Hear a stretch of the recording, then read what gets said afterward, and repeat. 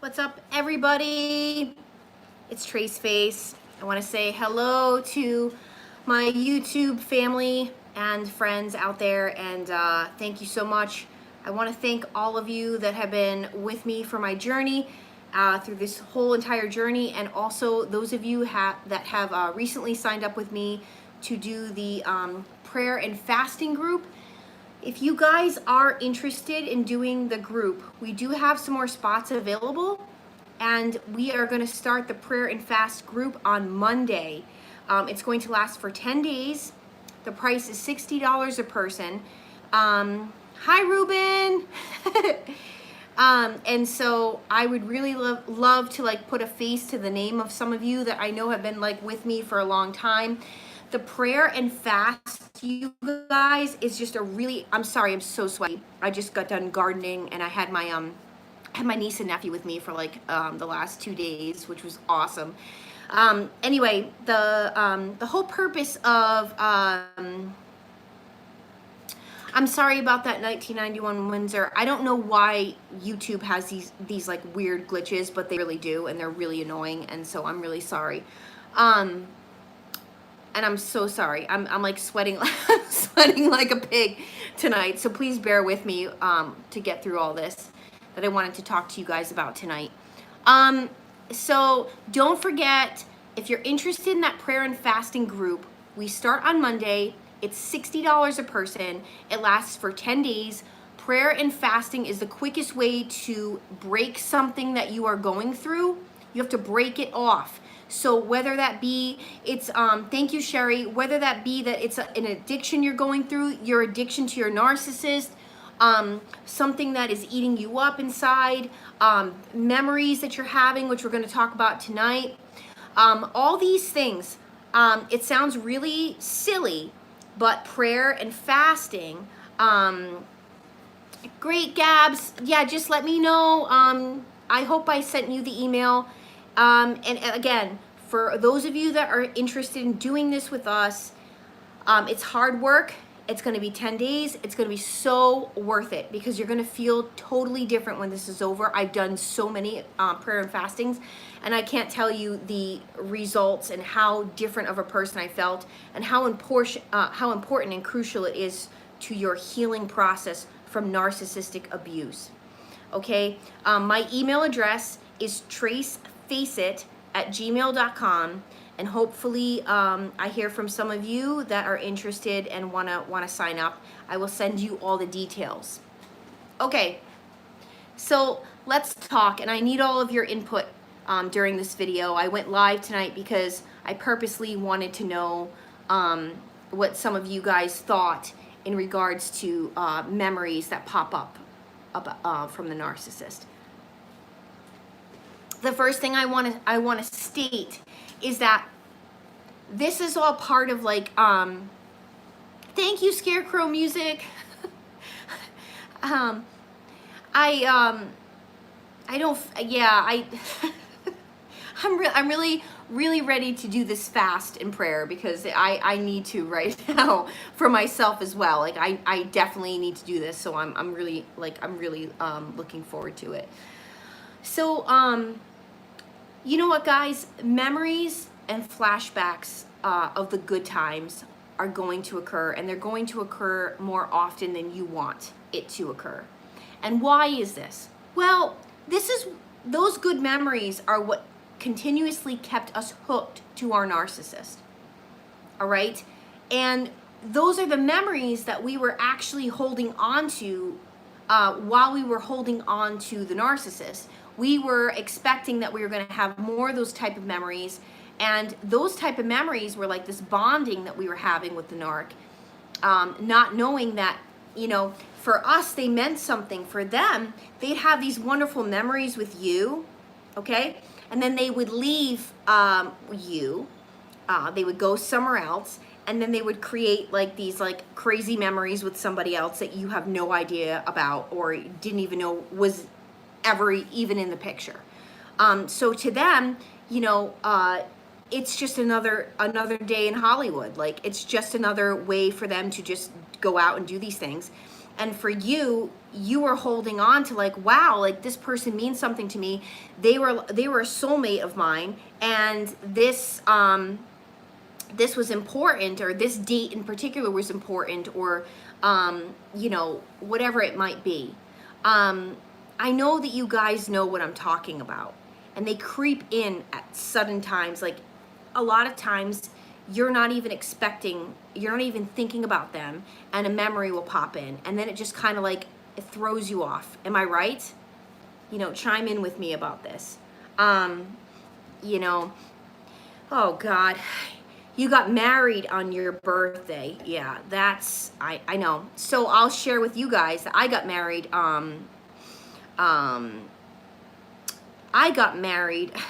I chose the wedding date that my parents had and my grandparents had for my wedding. It happened to fall on a Friday. I thought that my story with my narc was similar to my mom and dad's, in that they met very quickly. You know, they met and quickly thereon after they got engaged, and they were married a year later. And so I picked that date thinking it was symbolic, because my mom and dad and my meme and pape, you know, stayed married, and, you know, my mom and dad are still married, and my meme and pape were married till death do they part. So, yeah, I feel you on like the dates.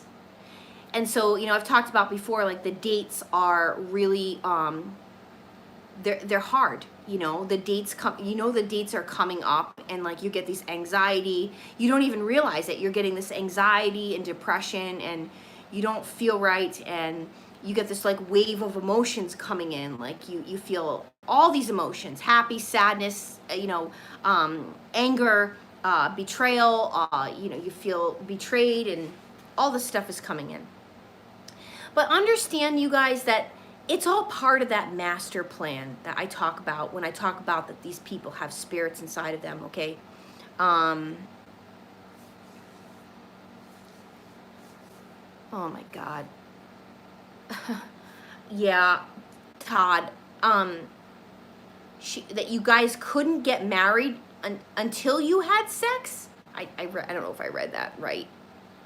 We couldn't have, oh no, we couldn't have sex until we got married.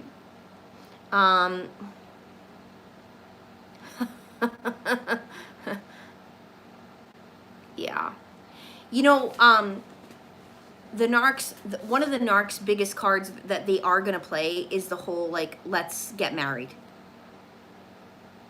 They're going to marry you, and they're going to try and get you pregnant, or, you know, they are going to try and get pregnant. If they're the female, they're going to try and get pregnant, because that's a surefire way to trap you into their narcissism.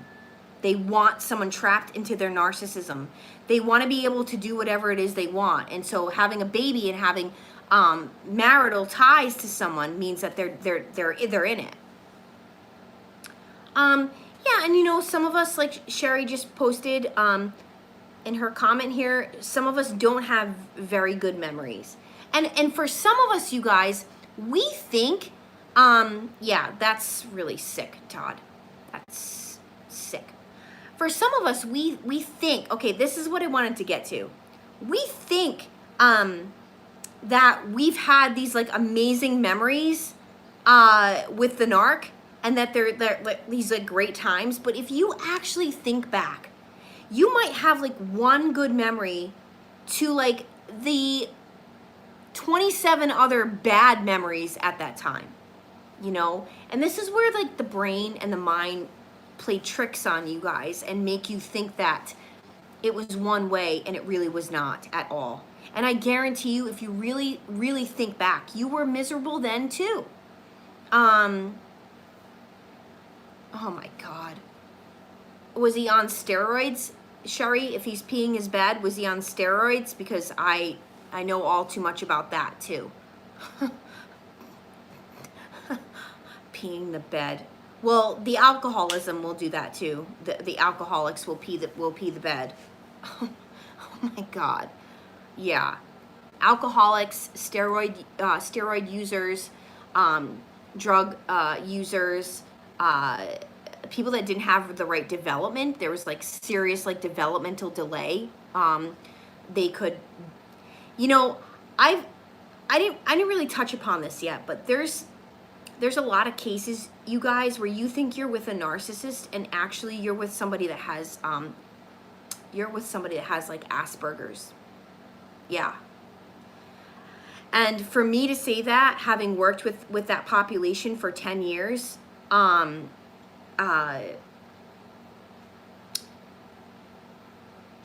is this kind of like weird fine line.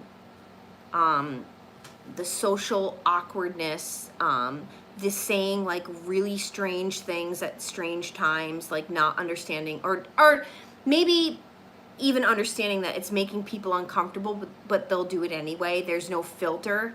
Yeah. So you might want to look into that, just as a little side note, that your narcissist might actually be, might actually have Asperger's.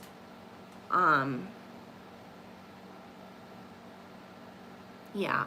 But that is, I've heard a lot of people talking about that, and it kind of makes me think about some of the narcissists I knew in my life. Looking back, yeah, that really could have been what was going on with them. And that's like, I don't know. Again, guys, oh my God, the Philippines. Thank you for letting me know. That's so cool. Again, guys, I don't want to steer off of what I always talk about, which, as you guys know, I really do believe that these people have spirits inside of them. And so I really strongly believe that. That is something I'm so passionate about.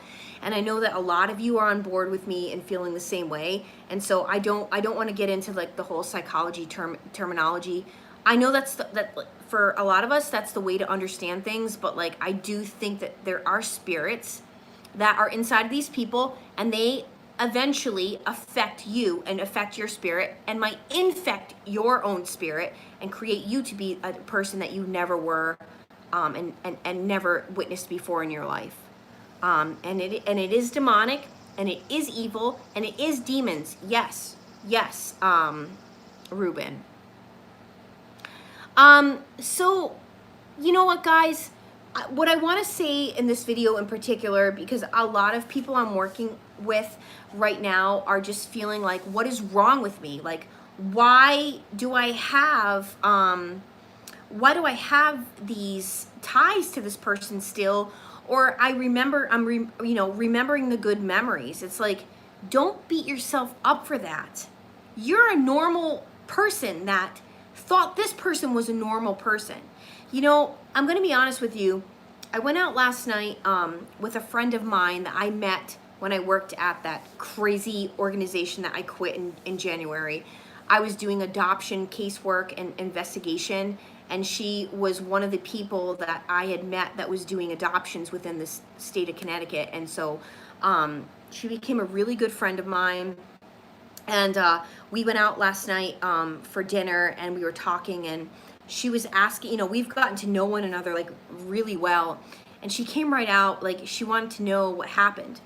And, again, as you guys know, it's so hard to explain. How do you explain this craziness to someone? Where do you start? Where does it begin and end? You know what I mean? Like, what part of the chapter do you want me to explain? Or like, what I just wanted to give her like a one-word answer, like demons, like, like, what happened? Like demons, Yeah, Todd, how much time do you have? Exactly. Oh God. So I started to tell her a little bit, and she looked at me right in the eye, and she said, "Was this the love of your life?" And it caught me so off guard. I don't know, I don't even know how to answer that. I said, I thought it was. I really did. Yeah. And I felt myself like struggling to answer that question. Like, I thought it was, but it wasn't, it was the most deceiving of my life, not the love of my life. No. Anyway, so it's weird, and I'm sure you guys relate to this. You you know, you talk to people that might have never been through anything, or they have been through something like this, whether it be like in their family or someone they've dated or whatever, and they don't know. They don't know what this was, or they don't understand it.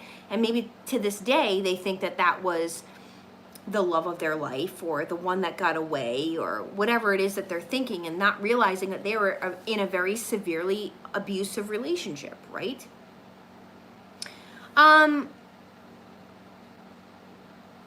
I hear you, Ruben. We all feel stupid, okay? We all feel so stupid for believing all the lies, right? We feel so dumb. Looking back, like, what would make me stay? You know, I'm a big fan of Gwen Stefani. I don't know if those of you out there know who Gwen Stefani is. She was the front lead person for No Doubt, and she went on to become her own, did her own solo stuff. One of the most successful female artists out there. What I loved about Gwen was she was very, always, from day one, very, very down to earth. Very into her spiritual, like very into God. And she was targeted, you know. Gavin Rossdale is an evil, evil narc, okay? And Gavin led her down a road of dishonesty, betrayal, lies, all of it. Through the entire, I think it was like, I think they were together like 12 years, maybe longer, of a marriage. 3 kids. He is a crappy guitar player. I should go back and retitle this video. Gavin Rossdale is a narcissist. Because I hope he sees this, because I stayed on top of that because I've always looked up to her. Like, she's somebody that I actually do look up to. I think she's really awesome. I think she's really genuine. And anyway, he took her, he destroyed her. But you know what, the coolest part about Gwen, and I want to share this with all of you guys, she said in an interview, and she literally still hasn't come out and said everything that happened, because she has 3 kids and she doesn't want to put them through that. Thank you, Angelo. I don't feel stunningly beautiful, I'll tell you that. But thank you for saying that. But I love this. This is the fighting spirit that we all have to have. This is this warrior spirit we all have to have. She came out and she goes, I was in this, like, I remember being under the covers and just being like devastated, like my world, everything I knew was like pulled from underneath me. And she was like, I said to myself, like, you know, I have to go, I should be going into the studio right now and like making music. And she goes, I said to myself, it ain't gonna go down like this. Ain't gonna go down like that. I'm gonna get my rear end up and I'm gonna go down there and I'm gonna record, and I'm gonna record all these things that are going on with me. And I love that. I love that that was like her turnaround moment. Like, it ain't gonna go down like this. Oh no. She was like in bed, like bedridden.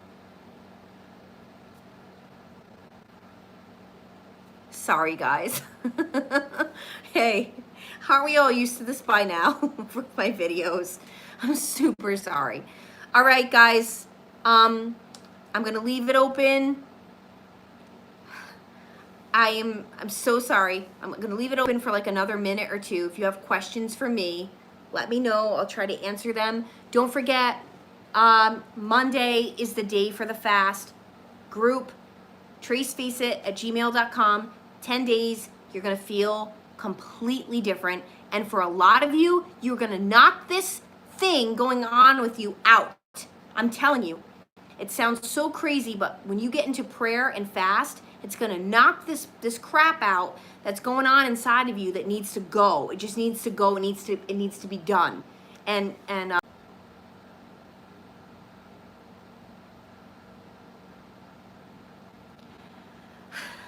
I'm starting to think that it's YouTube at this point doing this to me. All right. I love all you guys, and I will be back. Until then, it's time to face the truth together.